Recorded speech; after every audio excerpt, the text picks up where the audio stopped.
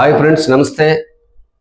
ఇటీవల neat paper leakage కావడము, దాన్ని విద్యార్థులు కావచ్చు, తల్లిదండ్రులు కావచ్చు తీవ్ర స్థాయిలో వ్యతిరేకించడము, అలాగే ఈ బొద్దింకల పార్టీ ఢిల్లీలోని జంతర్ మంతర్లో నిరసన చేపట్టడం, శాంతియుతంగా 20 రోజుల పైగా ఈ నిరసనలు తెలియజేసినప్పటికీ కూడా పోలీసులు ఎవరు కూడా వాళ్ళ మీద ఎటువంటి ఒత్తిడి తీసుకురావడం కానీ లేకపోతే ఎటువంటి చర్యలు కూడా తీసుకోలేదు. కానీ పార్లమెంట్ సెషన్ స్టార్ట్ అయ్యాక పార్లమెంట్ భవన్ ముట్టడి కోసం వాళ్ళు బయలుదేరిన క్రమంలో పోలీసులు అడ్డుకోవడం అనేది జరిగింది. ఆ క్రమంలో విద్యార్థులు కాదు కానీ విద్యార్థులు కాని ఈ రౌడీలు, గూండాలు లాంటి వాళ్ళు కొంతమంది పోలీసుల మీద రాళ్ళు రువ్వడము, అలాగే అక్కడ ఉన్నటువంటి పోలీసు వాహనాలు కావచ్చు, ప్రైవేట్ వాహనాలు కావచ్చు, వాటిని ధ్వంసం చేయడం, ఇలాంటివి కొన్ని జరిగాయి. అప్పుడు పోలీసులు మళ్ళీ విద్యార్థుల మీద తిరగబడడం, ఆ క్రమంలో కొంతమంది అమాయకులైనటువంటి విద్యార్థులు కూడా గాయపడడం, అలాగే పోలీసులు కూడా 100 మందికి పైగా గాయాల పాలవడం, ఇవన్నీ జరిగాయి.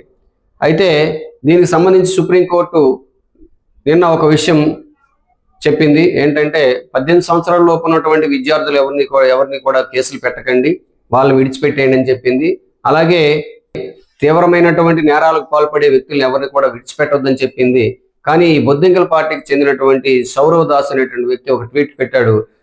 ఖచ్చితంగా అందరి మీద కేసులు లేకుండా చేస్తేనే తప్ప, లేకపోతే మళ్ళీ మేము ప్రొటెస్ట్ చేస్తామని ప్రకటించడం అనేది జరిగింది. అసలు ఇది హింసాత్మకంగా మారడానికి కారణమైనటువంటి నేరస్తులను కూడా కాపాడాలని అనుకోవడంలో ఈ బొద్దింకల పార్టీకి చెందినటువంటి వ్యక్తుల యొక్క నేపథ్యం ఏంటో అర్థం కావడం లేదు. అసలు ఎందుకు వాళ్ళని వెనకేసుకుని రావాల్సి వస్తుందో తెలియడం లేదు. అయితే ఇక్కడ ధర్మేంద్ర ప్రధాన్ రాజీనామా చేసినంత మాత్రం సమస్య పోయినట్టు కాదు. ఖచ్చితంగా భవిష్యత్తులో పేపర్ లీకేజ్ జరగకుండా ఉండాల్సినటువంటి అవసరం ఉంది.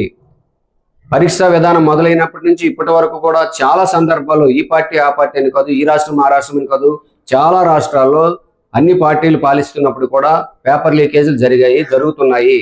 ఇకపైన జరగకుండా ఉండాల్సినటువంటి అవసరం ఉంది. దాని మీద స్టూడెంట్స్ కావచ్చు, తల్లిదండ్రులు కావచ్చు, ఆందోళన వ్యక్తపరచడం కావచ్చు, శాంతియుత నిరసన తెలియజేయడం కావచ్చు, ఇది చేయొచ్చు. కానీ వాళ్ళు రాజీనామా చేసేలా, వీళ్ళు రాజీనామా చేసేలా, హోంమంత్రి రాజీనామా చేసేలా, ప్రధానమంత్రి రాజీనామా చేసేలా అంటే ఇప్పుడు సమస్య తొలగిపోద్దానంటే అది జరగని పని.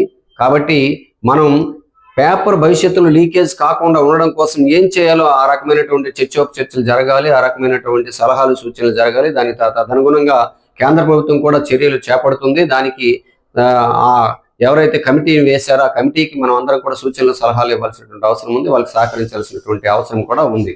కానీ మరలా మేము ఈ నేరస్తులను కూడా విడిచిపెట్టకపోతే మేము ప్రొటెస్ట్ చేస్తాము అని అనడం అనేది సమంజసం కాదు.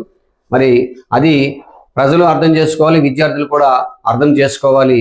భారతదేశంలో లేనిపోని అలర్లు క్రియేట్ చేసి, అశాంతిని క్రియేట్ చేసి, అహింస మార్గంలో ఎక్కువగా వెళ్తే మరి మన దేశంకే అది తిరిగి నష్టం. కాబట్టి దీన్ని శాంతియుతంగా పరిష్కరించుకోవాల్సినటువంటి అవసరం ఉంది.